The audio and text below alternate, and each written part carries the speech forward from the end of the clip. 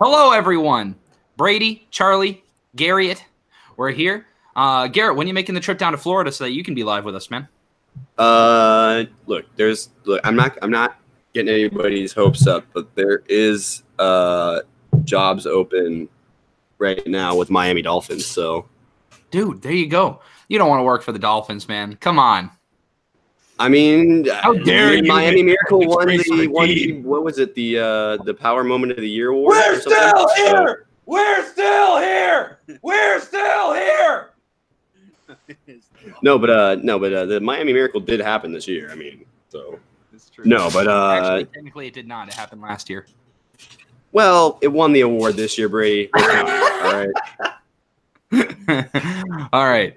Anyway, Patriots. I'm in a good mood today. I'll be in a bad mood tomorrow. Jared Goff is probably going to spank my team's ass because they lost to a backup last year, and their team's worse this year. So hashtag Daddy Goff. All right. Hey man, you good? Everybody's good. Everybody's Let's good. talk about this week of wrestling. My anti-malware software is popping up. What? I was saying we got some chili in the crock pot. Garrett, here's the real question, man. Our friendship. What kind of pizza did Charlie and I get? Oh, fuck. I have no idea. I've never even asked you guys this question. Red Baron Meat Trio. Dude, I literally just had the same pizza last night.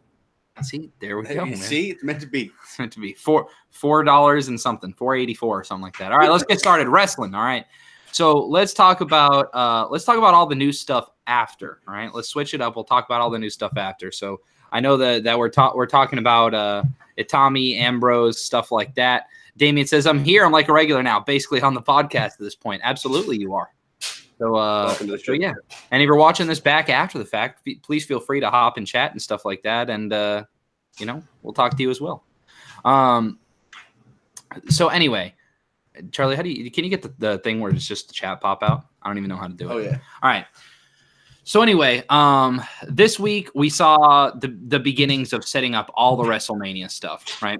So we had Seth Rollins make his decision on who he's facing, Becky Lynch make her decision on who she's facing, all the post Royal Rumble stuff that's fun.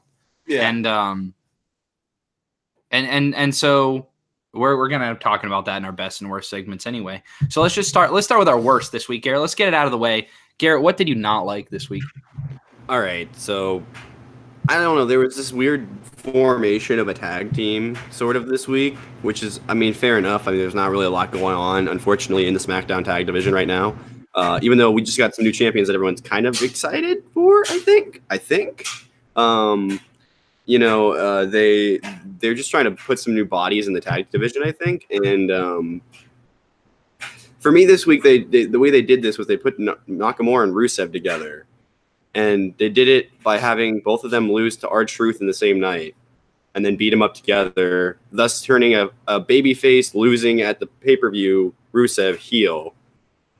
I don't know what's going on here. Really confusing. I just want to know what you guys thought while this was going on. It was meant to look like they messed it up, but clearly they didn't, I think. I mean, to me, Charlie, I think this makes sense because all foreigners are heels. Yeah. Let's get the League of Nations going again. That was my first thought, by the way. Let's get them going. I mean, where is Sanity, right? I mean, I'm sure there's some people that are watching WWE that have never seen Sanity. They have no idea who they are. It's almost safe to say they're on TV as much as the Colognes. So the Colons. And yet you're making more tag teams and you bring in Heavy Machinery while Raw is struggling to even put tag teams on the show. So, yeah, they got that going for them. But to answer your question, seriously, Garrett, I have no idea. Like, this is weird. We had a couple of heel turns that just were not really that warranted this week, which actually throws over to Charlie's worst of the week.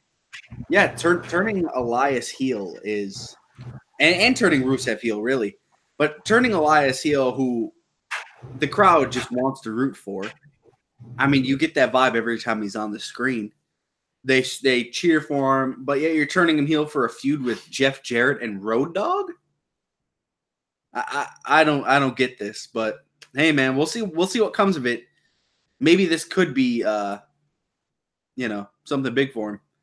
But I don't know. I thought them panning to Renee Young to get her to sing and she didn't know the words was kind of funny. It got me a little bit. Yeah, that was weird. And Road Dogg was like, "It's okay, I don't know the words either." So they were lip singing. It was not good. Damien says the worst segment was Becky Lynch in general. Whoa.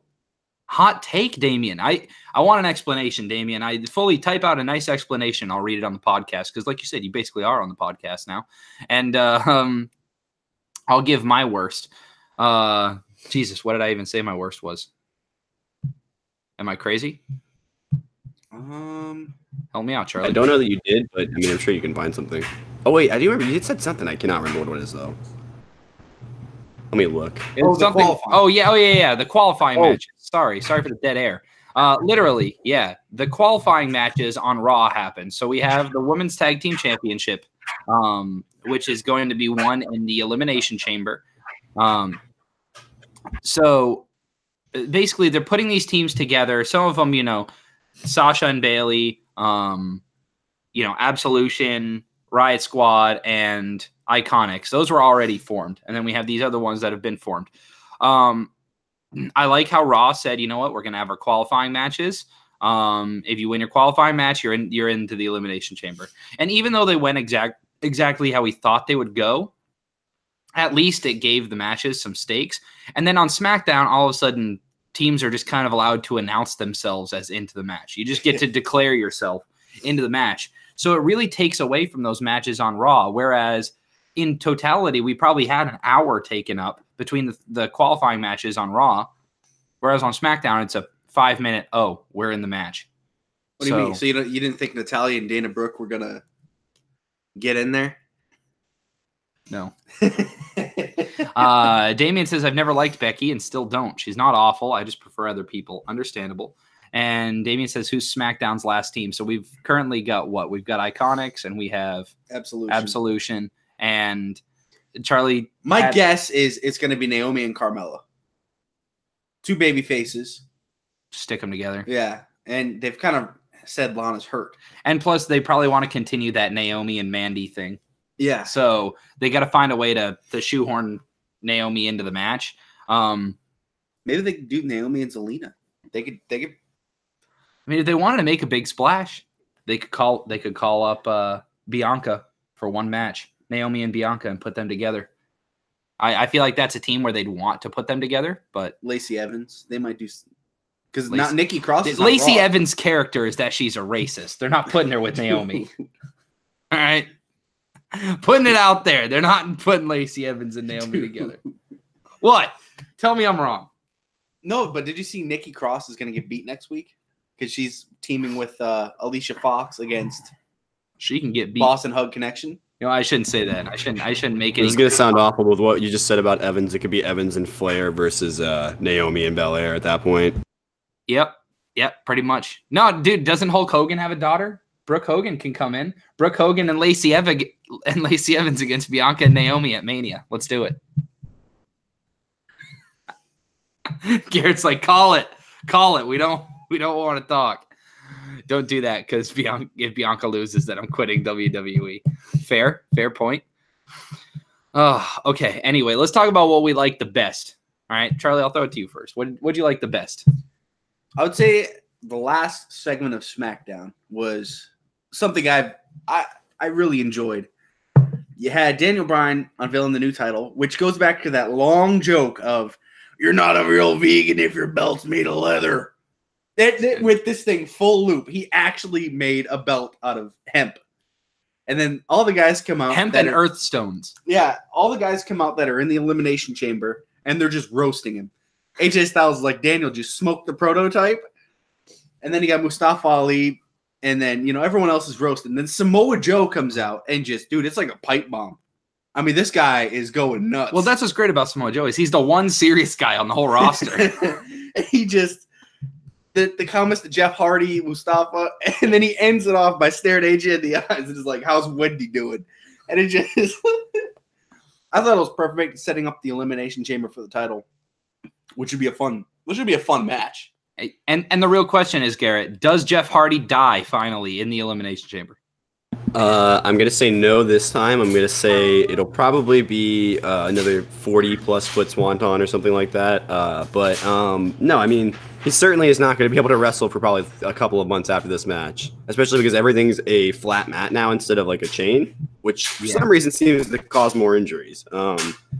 It's because they're like, oh, it's a mat. It's easy. But if you guys have ever literally stepped on a gym mat, it's not exactly like. Well, no. What I was saying was like, I've been thrown around on mats like that before. And the one thing that people don't think, the difference between like a crash pad and a wrestling mat's just there to break your fall. Yeah. The crash pad's there to take the entire force of it. So I've been thrown around on both. I'll tell you, it's a different experience.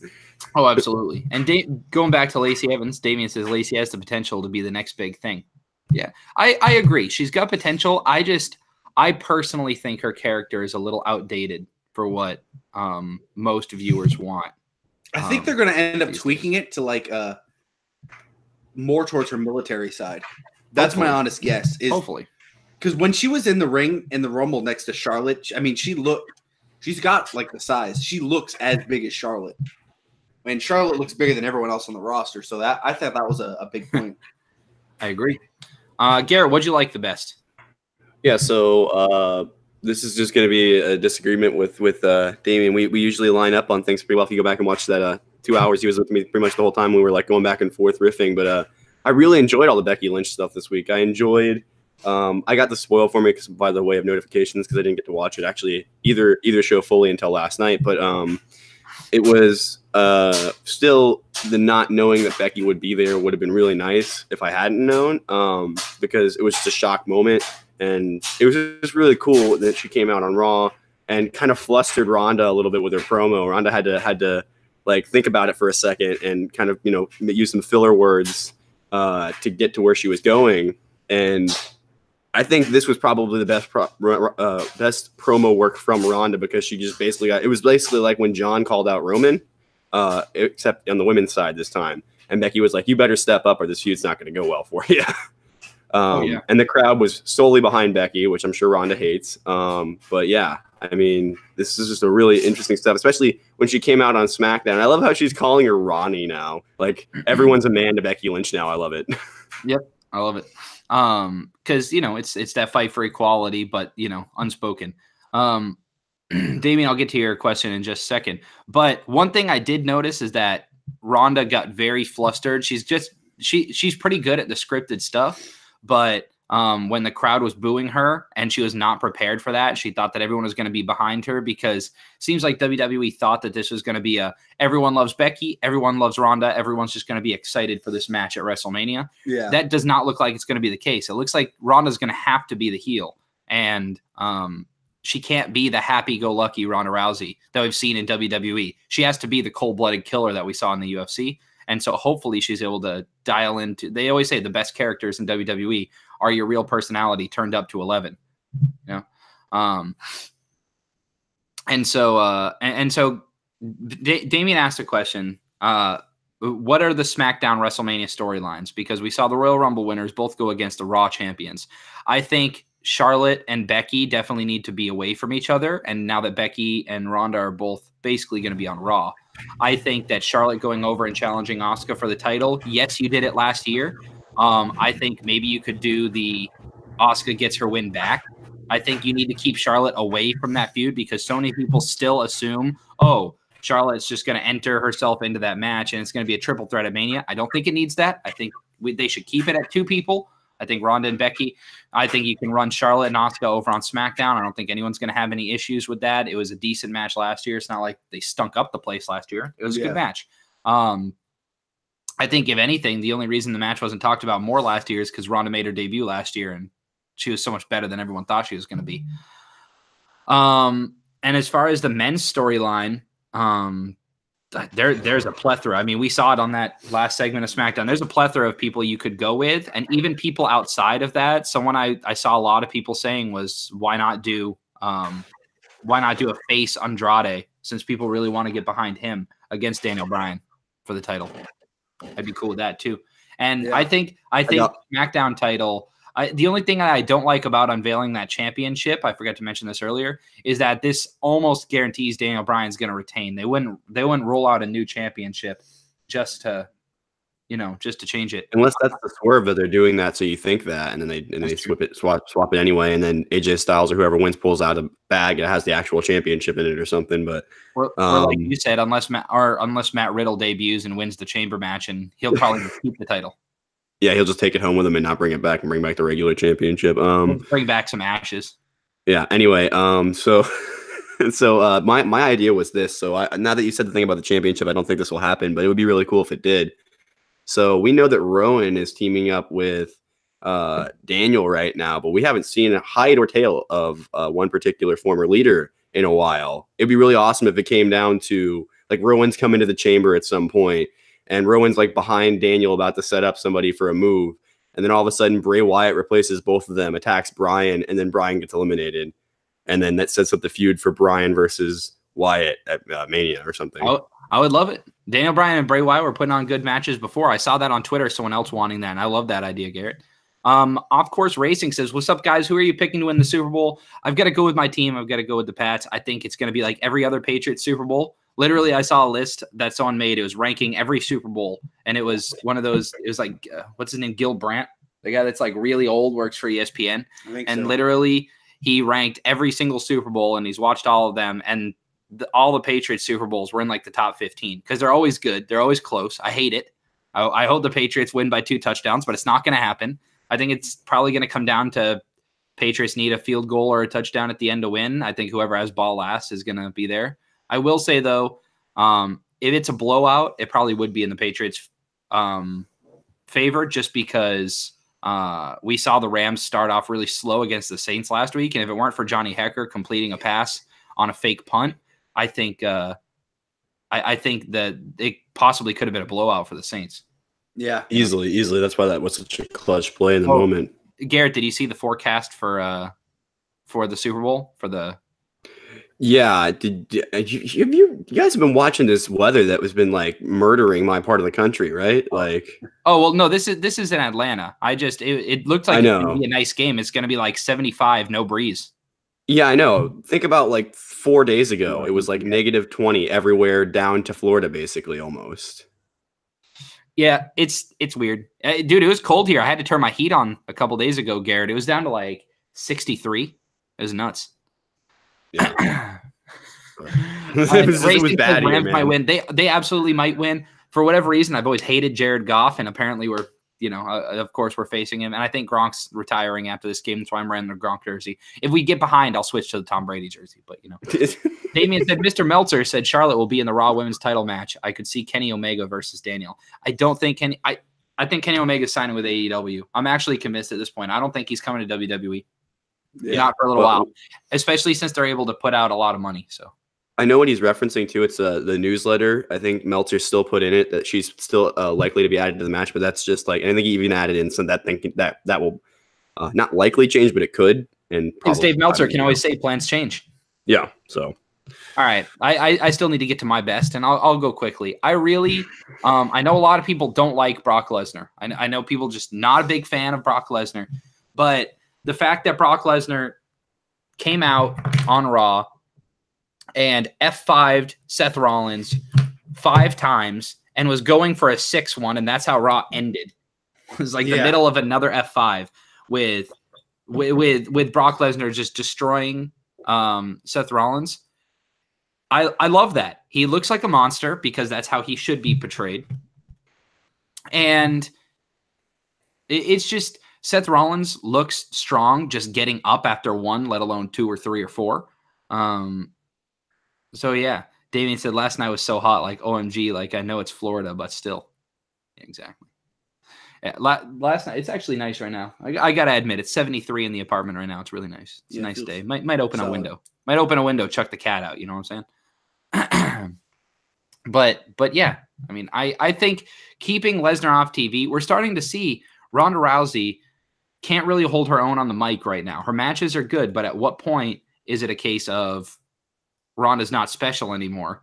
Lesnar still seems special. When that guitar tone hits, that's top 5 all time.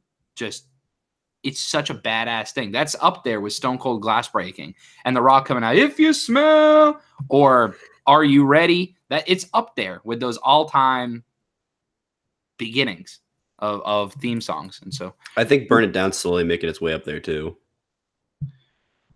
Possibly. When they just do the straight Burn It Down intro, like when they do the whole when they just build say up, Burn It it's Down. whatever. Yeah. Still a great song too. They need to bring McIntyre's old theme song back, but don't call me salty. All right, so let's talk about the big news that's been that everyone's been talking about lately, in the fact of AEW's getting some serious steam, getting some WCW comparisons. Still don't technically have a TV deal, but it seems like they're working on it. And I think the reason they haven't announced anything yet is because I think they have options. I think they're pitting a couple companies against each other, which is good. But plenty of people from WWE are requesting their release. WWE has been denying people left and right. And then they finally granted a release request, which was Hideo Itami. A bunch of different news outlets have reported. A big reason is because AEW probably isn't going to be interested in Hideo Itami. He really isn't the Kenta that WWE signed. He hasn't been as in shape as he was. And I think a promotion like Ring of Honor should pick him up and see what happens with him, because he's still a big name, but I don't think he's going to be that style AEW is looking for personally. So I think that's a big reason. They don't want to let go of people that they think AEW could turn into gold. So I don't think they see in Itami what they have seen. And then the really big one, it's not a release, but Dean Ambrose has told WWE that when his contract is up in April that he is not re-signing. So Dean Ambrose is officially out. I know a lot of people are speculating that this is a work, but all big sports outlets have reported that this is not a work. Especially, that's a bad look for WWE. You got to think where if people are legit requesting their release and people really do want out of WWE, for WWE to turn that into a storyline for one of their top guys is not a good look for them. That's working the boys. And WWE is not in the business of working the boys. They never have been. So Dean Ambrose will officially be out shortly after Mania. And this is not a case of a release. Like Hideo Itami has a 90-day no wrestle clause. So Hideo Itami is not eligible to wrestle until just after WrestleMania weekend or just before. They don't know the exact day when he was granted his release. So it's like right either before or after WrestleMania weekend. So Dean Ambrose could wrestle right away. He's just not signing a new contract. Garrett, where does Dean Ambrose go? Do you think he takes some time off? He's a bit of a rogue soul, but do you think that he goes to another company right away? And if so, where does he go? Okay, so I have two thoughts on where he could go, but first I'll say I do think he will take a little bit of time off, because even though he's been he was off for a long time and had a lot of time to reevaluate stuff. I think he was probably still in the middle of reevaluating when he came back, if you pay attention to what he was doing. And it all came to a head when we didn't talk about it, but the segment following the opening match he had with Rollins on Raw, it seemed like he was about to tell his story about what he was about to do when he went backstage, and then he got cut off. So that probably was the last straw for him, and he's just done. I think there's two places he could go. I think there's still deathmatch promotions out there that he might want to do. I don't know if he's want to do death matches, but those are the kinds of wrestlers that are excited for him to be back. So maybe he'll do one or two more of those in his career. But I certainly think if he's going to land anywhere, it's not going to be AEW. It'll probably be Impact, with how good they're getting their talent roster to be. Yeah, and Impact would pay a pretty penny for Dean Ambrose right now, especially he'll come back as John Moxley. And that was the report, Charlie, is that he doesn't want to be the wacky Dean Ambrose. He doesn't want to be that character anymore. And when he came back right after the injury, he was serious, and he wants to be more serious. So do you think that means that he probably won't go to AEW, or what are you thinking? I think he's done. I mean, he might join WWE back in 2 years, but I think he's going to be done with wrestling for a little bit. And that's just, maybe he'll wrestle some of the big indie, guys that do the death matches, like you were saying, like a Jimmy Havoc, who's kind of the biggest one right now. Sami Callihan. I was just gonna say some Dean Sammy Callihan matches would be fun. Maybe that's Ohio. That's Ohio boys. I'd be down for that, dude. Ooh. maybe they'll do something like that in Ohio or something, and just Oh, that'd be awesome. just for fun, one of those like every 6 months. Dean Ambrose will stay in shape. I mean, when you work out that much as any WWE superstar does, you're going to that's just kind of his routine, especially if he really does just not want to wrestle a full-time schedule. If he wants to be at home, he's probably going to work out a bunch. I mean, you saw the shape he was in when he got back from his injury. The dude's probably a gym rat, so he could probably wrestle once every 3, 4 to 6 months and be fine with it and just kind of wrestle brutal matches and sit at home in pain for a couple months and then recover and then come back and do it again. Maybe that's what he wants. Yeah. Damien said AEW could really mess with WWE by getting CM Punk. I agree, but I think CM Punk is way past the idea of wanting to just troll WWE. And that's what a lot of people don't realize is that like CM Punk is seen as like the tip top of like anti WWE. Like everyone that is super into AEW and watches New Japan and Impact and they intentionally just bash WWE. CM Punk is like a god to a lot of those people. And I don't think CM Punk is going to join a company just to make a statement. I think CM Punk has to want to come back to wrestle. And I don't think he wants to. I think he's enjoying living the married life. He's only been out of WWE since 2013. So it's not like he's been out 6 years, which seems like a super long time in wrestling, but he really hasn't been. I mean, taking 5, 6 years off, like some people, he might just really be enjoying living life. You know what I mean? Matt Hardy was gone for longer before he came back, I believe. Exactly. And CM Punk was never one of those guys. If he came back in today's WWE landscape as well, if he came back to WWE, for example, all wrestling promotions are very storyline based, but it's grown much more to the wrestling. He was perfect for that era of WWE in the fact that it wasn't super heavy wrestling. WWE has always been known as a storyline company, whereas New Japan, AEW, Impact to a lesser degree. But all the other companies were really more wrestling based. And now WWE is more wrestling based. Was CM Punk always that 5-star match doing a bunch of crazy stuff and taking huge bumps? No, he wasn't. He was a storyline kind of guy. And so for him to go to a company like AEW, I don't think that he would thrive as much as people think he would. But my opinion, little rant there. Sorry, boys. Anyway, Super Bowl predictions. Scores. I'll start. I'm going Patriots. I think it's going to be lower scoring than people think. I'm going to go Patriots 27-24. Garrett. All right. I'm also going Patriots, even though when I watch the game, I'll be rooting for the Rams as a Colts fan, as I should. Hey, that's fine. And I think it's going to also be lower scoring. I think it's going to be a shootout, though, this game. I think it's going to come down to defenses, and they're not going to be there today on either side. So it's going to be, in my head, 28-21. Oh, that's not bad. I was going to say most predictions I've seen are like 34-31, like 37-30. Charlie, what are you thinking? Yeah, so it'll be touchdowns, but not that many. 31-13. Wow. I don't know yet. No, man, you got to make it. Patriots. Okay. That's the ultimate score right there. 3-1-1-3. 3-1-1-3, 31-13. Last year, I called the Patriots were going to win in overtime. And I said before the Super Bowl even began, Patriots are going to win in overtime. And who did I say was going to catch the touchdown pass? This was the Falcons Super Bowl. It was who was the tight end that we had that went to you guys the next year? Bennett.